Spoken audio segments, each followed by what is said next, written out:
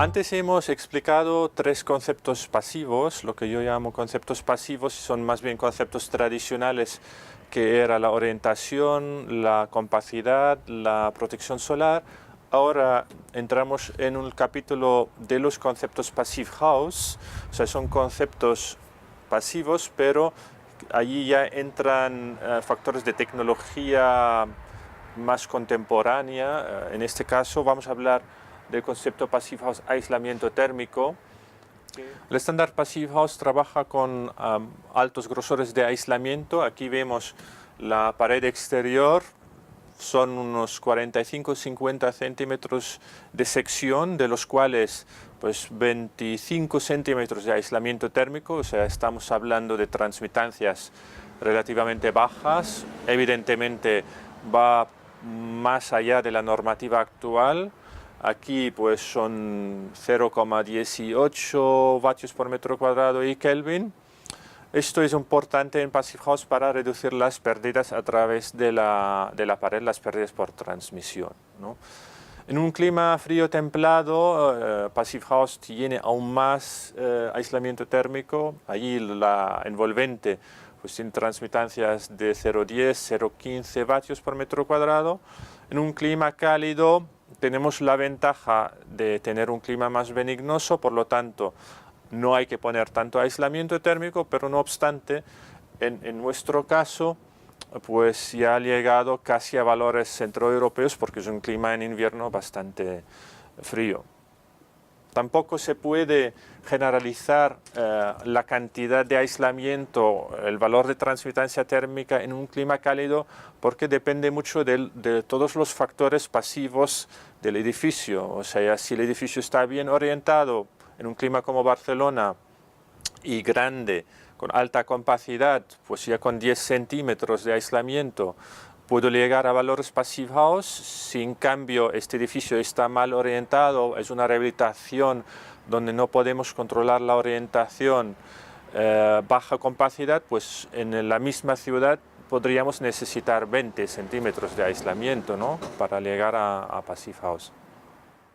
Para climas cálidos, la inercia térmica es un factor importante para mantener un buen confort. La inercia térmica al final es un gestor energético, o sea, lo que hace es absorber una energía determinada, digamos en el caso de los edificios, absorber el exceso de energía de calor, por ejemplo en verano, y luego soltarlo por la noche cuando se ventila el edificio o bien haya alguna fuente de frío, o sea, si se descarga esta batería, la que podemos llamar. Es un poco como una batería que se descarga durante un tiempo y luego hay que volver a cargarla para que vuelva a funcionar como batería, ¿no? Es un poco una analogía.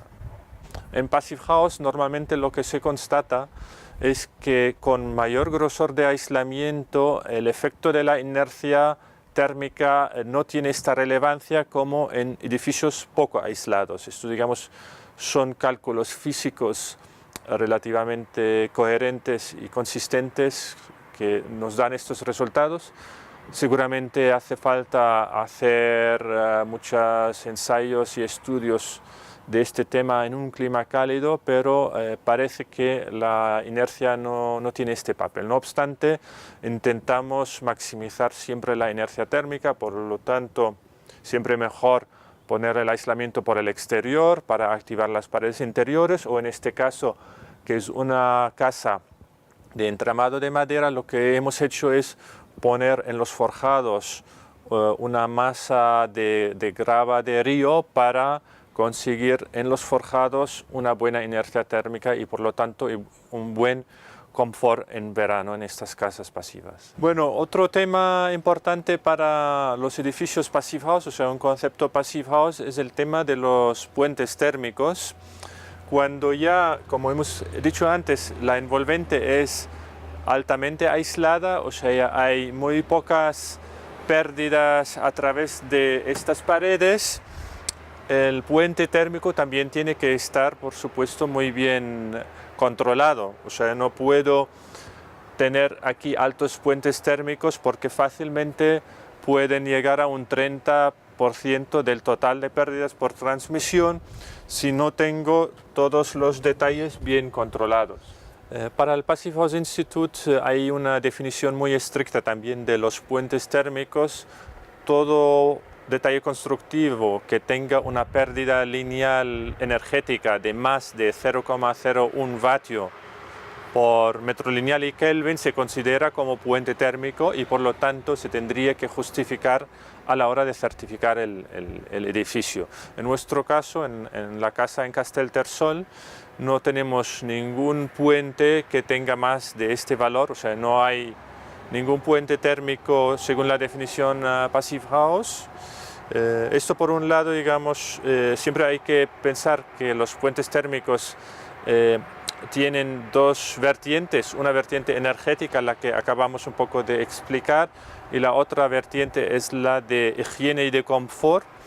En Passive House, en la certificación, también hay que justificar que no haya ningún punto en el edificio donde puedan aparecer condensaciones, en invierno en este caso, o puedan haber pues, crecimiento de moho, cosa que queremos evitar, sobre todo cuando se trata de edificios pasivos. También hay que justificar cuestiones de confort, o sea, que en el cristal siempre la temperatura de radiación en los días más fríos del año esté por encima de 17 grados. Esto todo está basado en normativas internacionales de confort que establecen una serie de criterios para garantizar el confort de modo científico, ¿no? Un buen ejemplo de esta labor de proyecto y de ejecución para una Passive House es la puerta de entrada. Aquí vemos esta puerta de la casa pasiva y vemos una serie de detalles que son especiales, no son típicos para una casa convencional. Otra ventaja de la hermeticidad al aire es el confort acústico. O sea, no solo estamos minimizando las pérdidas por infiltración, las pérdidas energéticas, sino conseguimos una muy buena protección acústica. Esto igual en el campo no es tan importante, pero como sabemos que igual la mitad de la población en el mundo vive en ciudades grandes, pues es un concepto muy interesante. Además de las ventajas acústicas y energéticas, una alta hermeticidad al aire también garantiza un buen confort climático, porque ya desaparecen las molestias de corriente de aire típicas que conocemos de los edificios antiguos. Un concepto Passive House clave para este tipo de edificios es la ventilación controlada. Aquí vemos una máquina que garantiza esta ventilación controlada. Como hemos visto que son edificios donde las infiltraciones son muy mínimas, es muy aconsejable trabajar con este tipo de máquinas. ¿Cómo funciona? Al final son dos ventiladores en el interior, 4 agujeros de diferentes tipos de aires y una serie de filtros que filtran las partículas del aire. Tiene 4 agujeros, digamos, 2 que conectan el edificio con el exterior, un conducto que es este conducto que admite el aire fresco del exterior. Este aire fresco atraviesa esta máquina que tiene una serie de canales en el interior.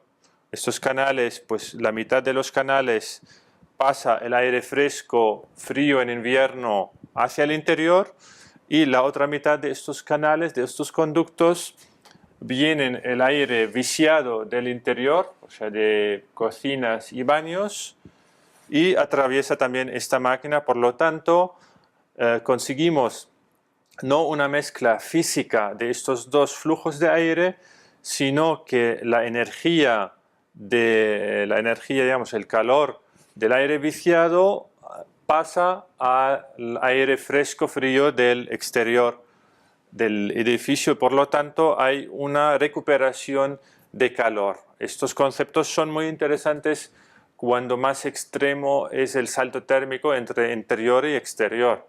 Hablamos de una recuperación de calor de alto rendimiento porque son máquinas Primero son máquinas certificadas por el Passive House Institute, o sea, son ya máquinas de muy alta calidad con un rendimiento muy alto certificado por una entidad neutra.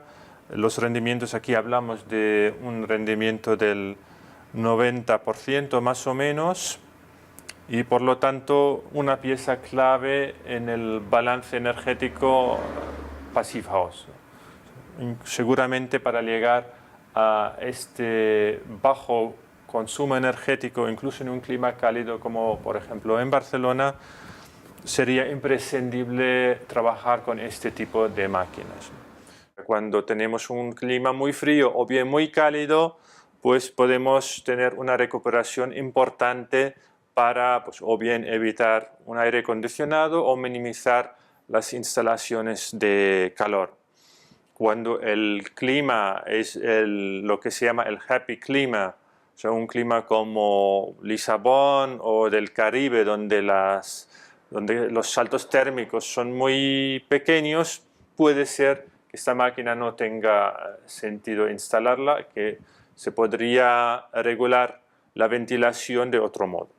Pero en la mayoría de los casos en España o en un clima cálido, es muy interesante o por no decir casi imposible llegar a Passive House sin estas máquinas. Son recuperadores de calor con un muy alto rendimiento. Esta máquina tiene un rendimiento sobre los 90%, o sea, recupera el 90% de la energía que sale hacia afuera.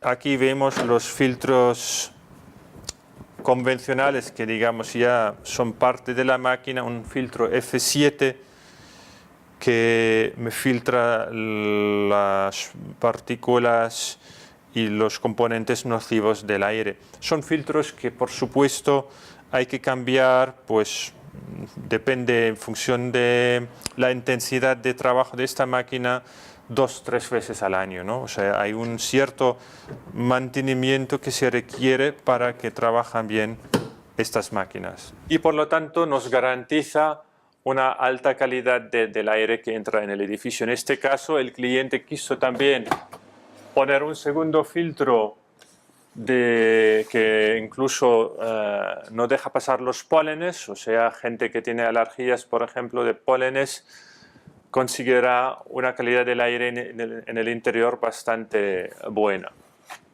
Forma parte del concepto de la ventilación controlada en edificios Passive House una serie de conductos.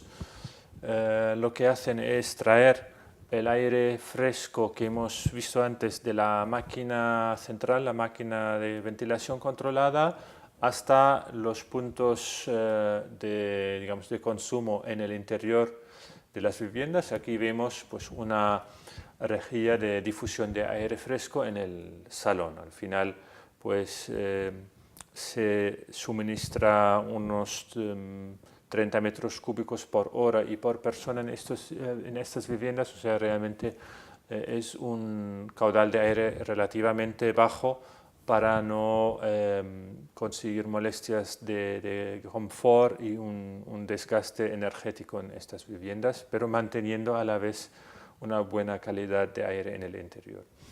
Aquí también vemos otra ventaja de los edificios Passive House. Esta